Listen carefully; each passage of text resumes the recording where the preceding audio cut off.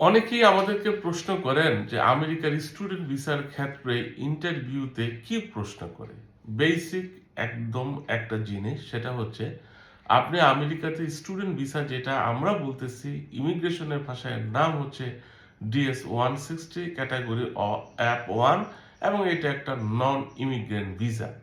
এই ভিসা ক্যাটাগরিতে visa officer মূলত খুঁজে বের করার চেষ্টা করেন আপনার উদ্দেশ্যটা আমেরিকাতে গিয়ে পড়াশোনা কিনা, আপনার বাবা মা আপনাকে আমেরিকার মাটিতে পড়াশোনা করাইতে পারবে কিনা, এবং পড়াশোনা শেষ করে বাংলাদেশে ফেরত আসবেন কিনা। এই তিনটা বিষয় মাথায় রেখে আপনাকে প্রশ্ন করে। তো প্রথম সেগমেন্টটা হচ্ছে আপনার উদ্দেশ্য পড়াশোনা করা, এটা তারা যাচাই বাছাই করবে। আপনাকে প্রশ্ন করবে আপনি কেন আমেরিকাতে পড়াশোনা করতে চান, আপনি কোন সাবজেক্টে পড়াশোনা করবেন, আমেরিকার ওই ইউনিভার্সিটিটা কেন চয়েস করলেন।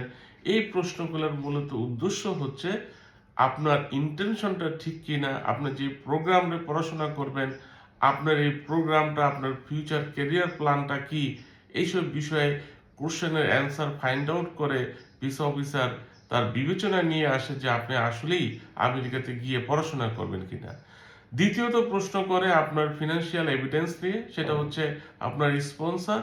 তো এই বিষয়ে সে প্রশ্ন করবে কে আপনাকে পড়াশোনা করার টাকা দিবে, সে কি করে, তার মান্থলি ইনকাম কত টাকা। এই বিষয়টা সে প্রশ্ন করে মেক শিওর করবে যে আপনার স্পন্সর এনাফ পরিমাণের ফান্ড আছে আপনাকে পড়াশোনা করানোর মতো। তৃতীয়ত প্রশ্ন করবে যে কেন আপনি বাংলাদেশে ফেরত আসবেন। তো এই প্রশ্ন ফাইন্ড আউট করার জন্য, উত্তর খোঁজার জন্য সে জিজ্ঞাসা করতে পারে আপনার ফিউচার প্ল্যানটা কি। এখানে যদি বলে দেন আপনি আমেরিকাতে সিটিজেনশিপ নেবেন, থাকবেন, বাংলাদেশে ফেরত আসবেন না, সেক্ষেত্রে কিন্তু কোশ্চিন কালও আপনার ভিসা হবে না।